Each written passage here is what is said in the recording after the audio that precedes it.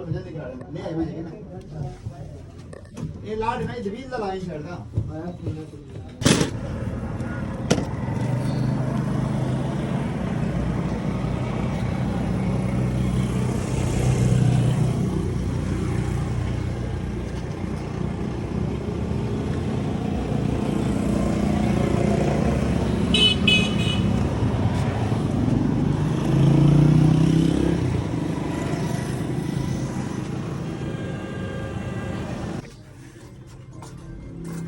ਵਿੱਚ ਪੈਣ ਵਿੱਚ ਚਲੋ ਕੁਝ ਆਵਾਂ ਬੜਾ